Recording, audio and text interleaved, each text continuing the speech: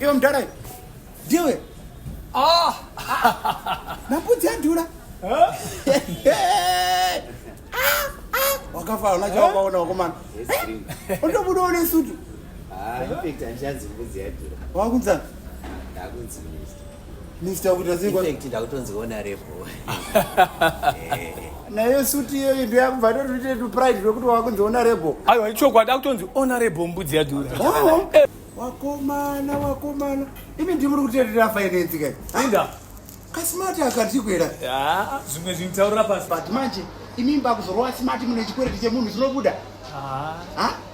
ndo zvinhu zvekutaura pavanhu zvekufamba uchipembedza chikwereti neyamunhu aiwa ka chikwereti chemunhu whether ndachipembedza kana kuti handina kuchipembedza taseimone sutu yamakarova haisinotoita kana kuzokuma 1000 here griwenzi nyaya iri panapa pana zvinhu zviri muno zviri affordable ndo chete shop yandinotenga ino hembe dzangu saka uri kuona Mbudziyadhura iye zvinhu zvakukwanisa kuafoda zvinhu zvake zvakare ana mbudzi amuchatotizivezvo nekuti mava musutu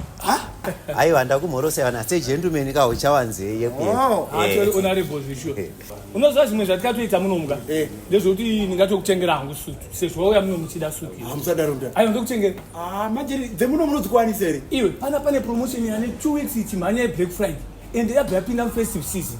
kwakatirega ndikutaurire Victoria's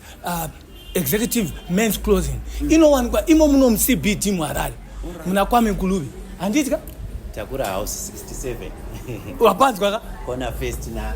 Kwame Nkulubi aiwa chiri chakuto nyaya iri panapa yaita kuti uye muno watoita lucky wo uri kuziziva kuti black friday yakatanga kudhara but iri kuenda kusvika festive season yapera kutonzi 30% yavari kubisa pamari inenge iri pasutu yeke plus vane labor zvaita Alright, change so imwe stock iri kuyarini imwe stock iri kusvika next week yeah it's fine nyaya iri panapa ka kuda kuti mutsvagire mukomana wechisutu mobva mamuudza kuti panapa panonzi pai kuti azoziva kuti asaende kune mamwe mashops panonzi pai mutaurire yes panapa panonzi paVictoria's executive paTakura house kona first and Kwame ndo patinowanikwa tiri Victoria executive men clothing Victoria's young men Victoria's aiwa kana amene ukangopfeka suti yemuno muchirungu chinongobuda so Victoria's executive clothing yes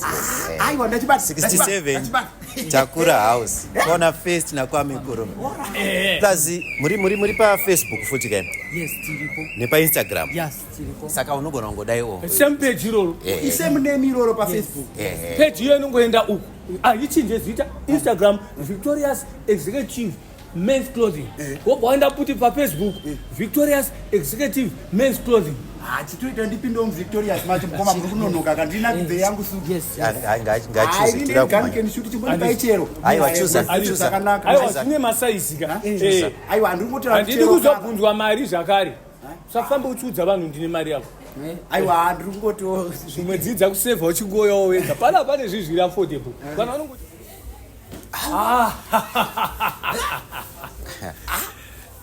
this is Victoria's zveshuwa ndakuudza kaona kana kachirungu kakubuda manje izvo tauti Victoria's executive member chaiche aiwa hazvaita right kungotiitira uzire nhaka handizogona kurirasa dai ndarasa kudhara kandingorichengetedza ndazokwereta imwe mari unoti ndowane chikwereti changu bashi from today munofanira kuti Mr. Victoria angandakuudza chiregai honorable wabhadhara arigati bhadhara rega abhadhari mukuvana musaka unondipawo risiti kamukoma unoidi ikwewo handoichitira kuti mutauni ndechiwaratidza risiti adidya aiwa ndizvo zvechaizvo